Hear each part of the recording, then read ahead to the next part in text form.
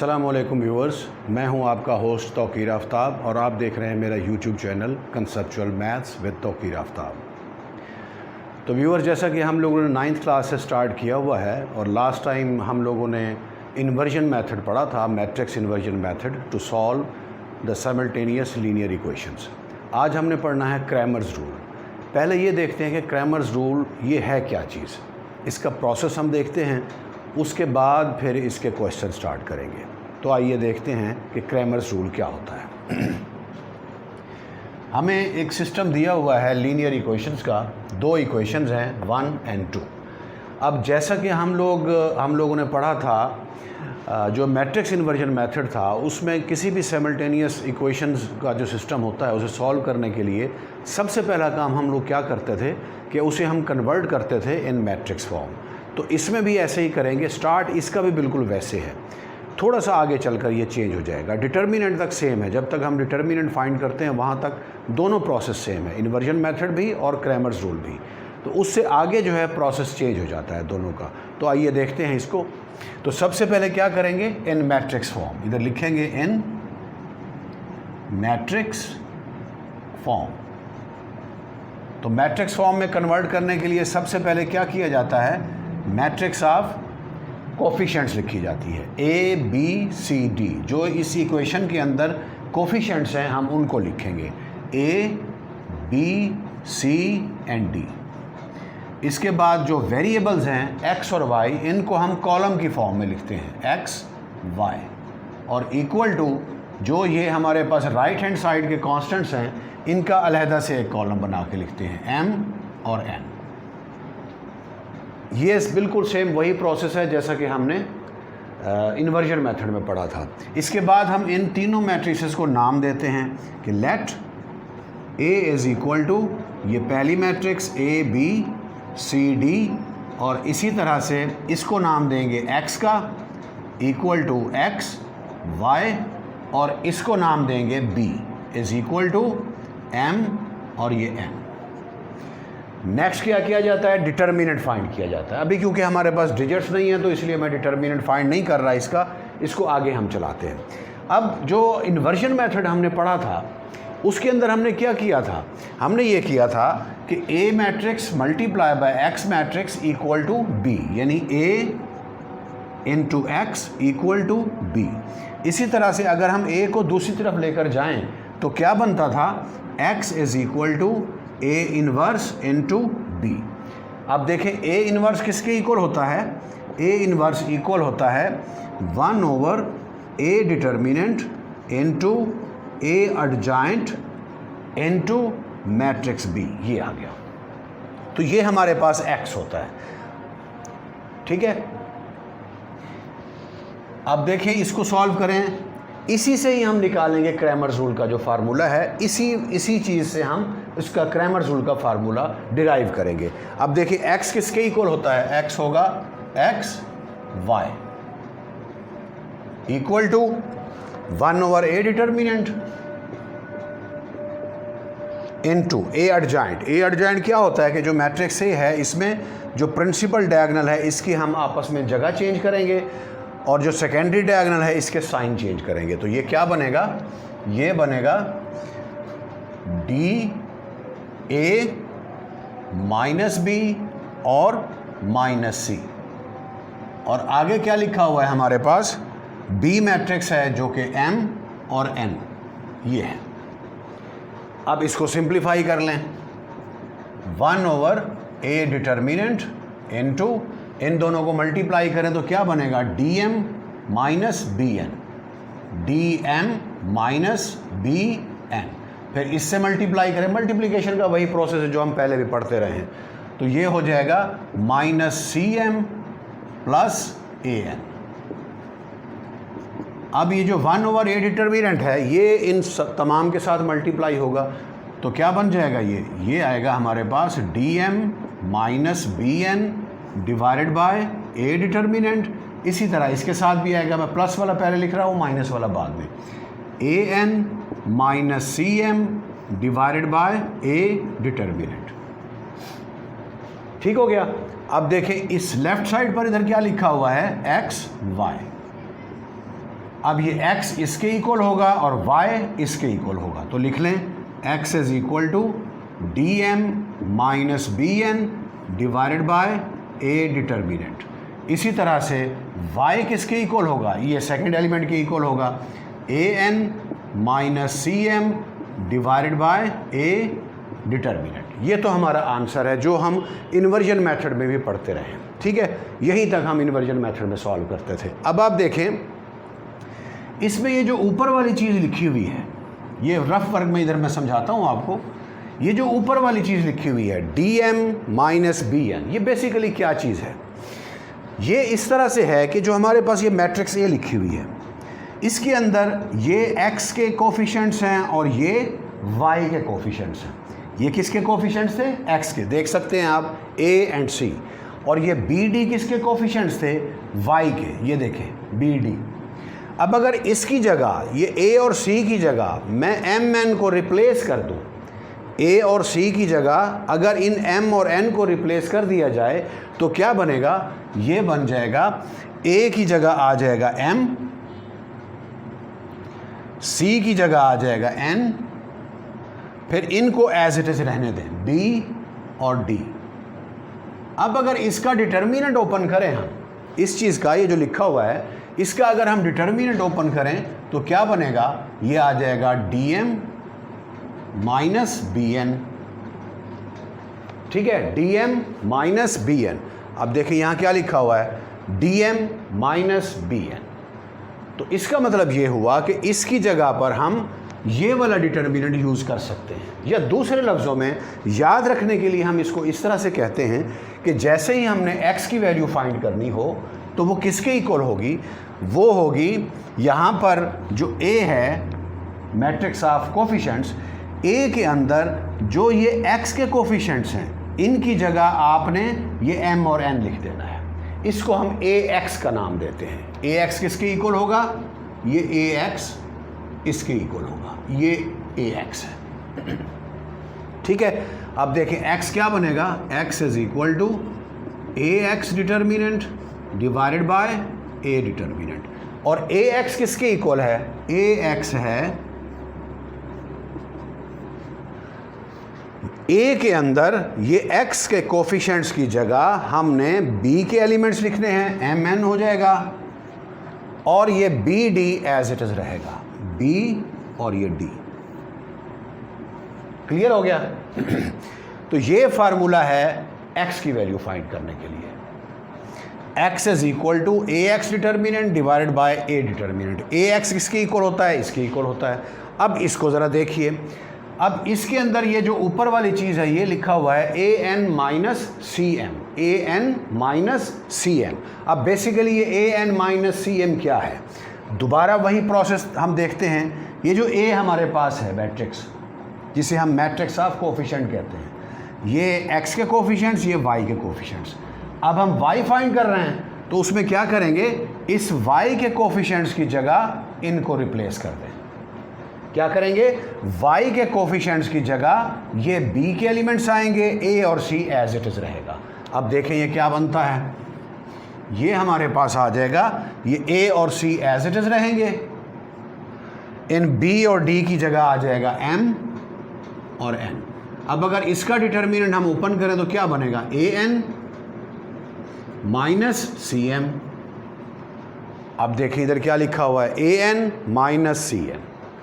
तो इसका मतलब ये हुआ कि y इज इक्वल टू, और इस चीज़ को हम नाम क्या देंगे, ay। ये आ जाएगा ay determinant over a determinant, और ay डिटर्मिनेंट है किसके इक्वल, ay डिटर्मिनेंट है कि a के अंदर जो y के कोफिशिएंट्स हैं उनकी जगह आपने mn लिखना है, और a और c एज इट इज रहेंगे, इधर m और इधर n।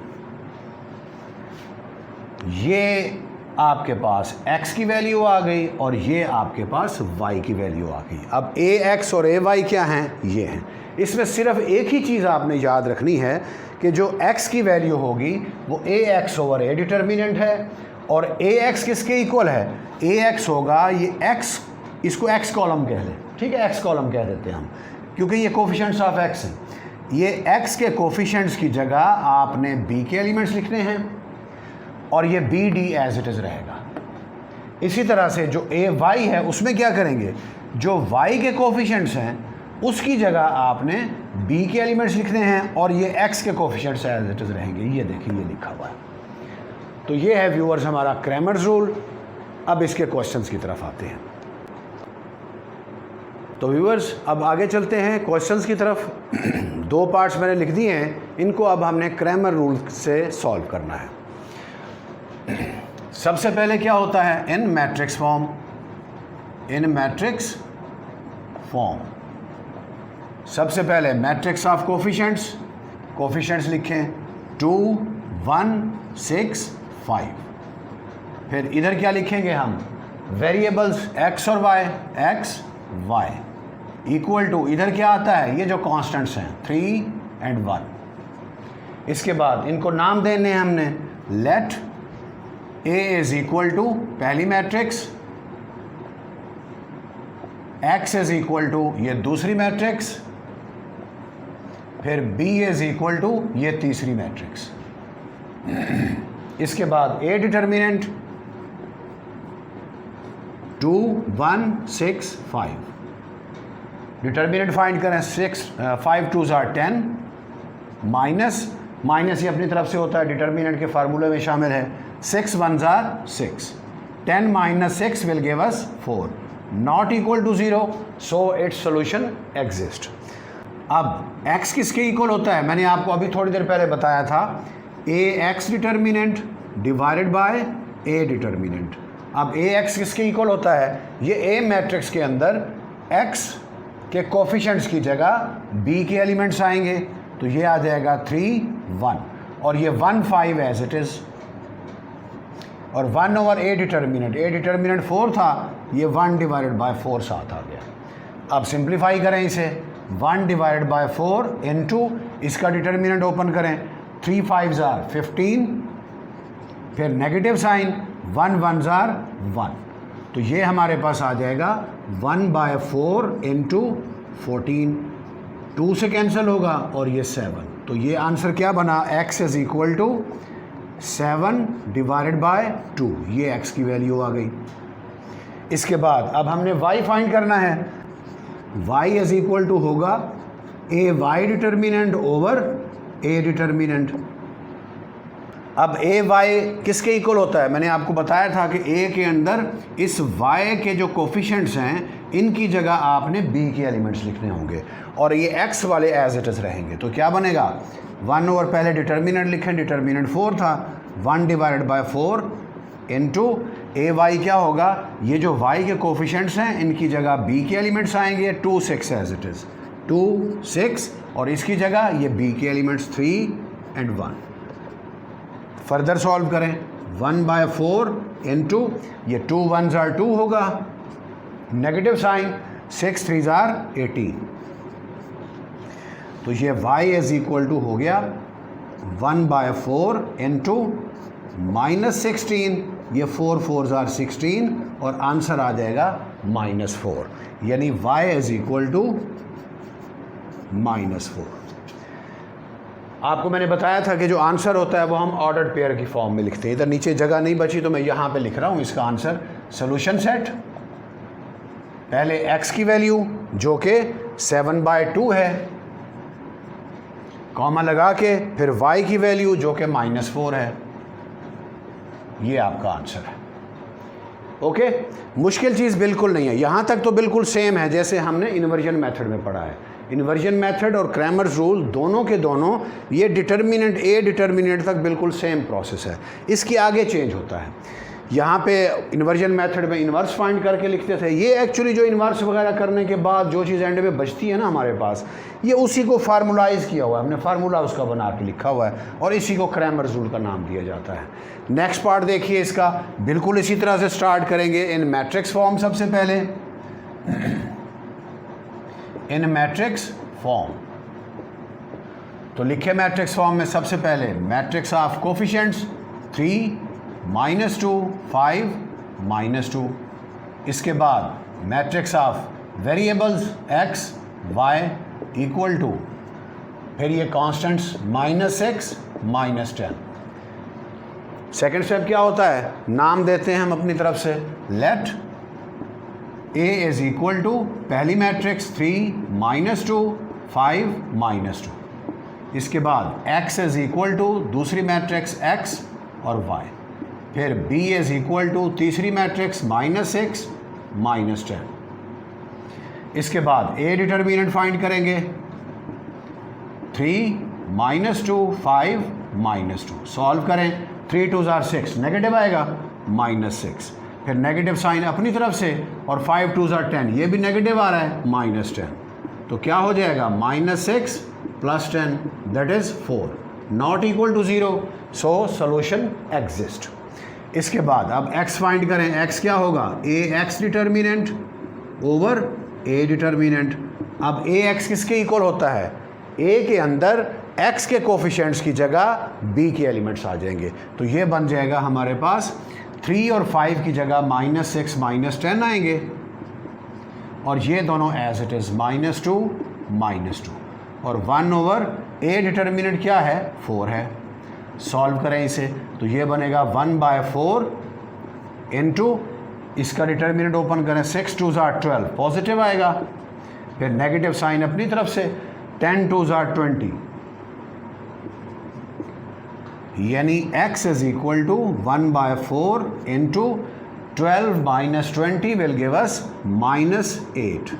अब ये 4 2 = 8 कैंसिल हो जाएगा, तो ये -2, यानी x इज इक्वल टू -2, ये आपका पहला आंसर आ गया x की वैल्यू। इसके बाद y फाइंड करें, तो y किसके इक्वल होता है, ay determinant over a determinant. अब ay क्या होता है, a के अंदर y के कोफिशिएंट्स की जगह b के एलिमेंट्स लिखेंगे, तो ये बन जाएगा 1/a डिटर्मिनेंट 4 है हमारे पास, और ay की वैल्यू ये 3 5 एज इट इज़ होगा, -2 -2 की जगह -6 -10 कर लेंगे, -6 -10। अब इसे सॉल्व करें, 1/4 इंटू 10 3 = 30, नेगेटिव आ रहा है, फिर नेगेटिव साइन अपनी तरफ से, 6 5 = 30, ये भी नेगेटिव आ रहा है, तो नेगेटिव और नेगेटिव क्या हो जाएगा, पॉजिटिव हो जाएगा, +30, 30 30 से कैंसिल हो गया, तो आंसर क्या आया, 0, यानी y इज इक्वल टू 0, ये दूसरा आंसर y की वैल्यू आ गई। अब x भी आ चुका, y भी आ चुका, अब क्या करना है, हमने इसको ऑर्डर्ड पेयर की फॉर्म में लिखना है। सॉल्यूशन सेट, पहले x की वैल्यू किसके इक्वल था, x -2, फिर y की वैल्यू वो 0 है, ये आपका क्वेश्चन सॉल्व हो गया। तो व्यूअर्स, ये था हमारा आज का टॉपिक, उम्मीद है आप लोगों को समझ आया होगा। अगर आप लोगों को समझ आया है और आपको ये वीडियो अच्छी लगी है तो इसको ज़रूर लाइक कीजिएगा, मेरे चैनल को सब्सक्राइब भी करें, और मेरा मैसेज अपने दोस्तों तक पहुंचाएं कि इंशाअल्लाह अज़ीज़ हम लोग 9th क्लास के बाद फिर 10th फर्स्ट ईयर और सेकंड ईयर के सिलेबस को इसी तरह से कंसेप्चुअली इंशाअल्लाह पढ़ेंगे। आपका बहुत बहुत शुक्रिया, अपना ख्याल रखिएगा, अल्लाह हाफ़िज़।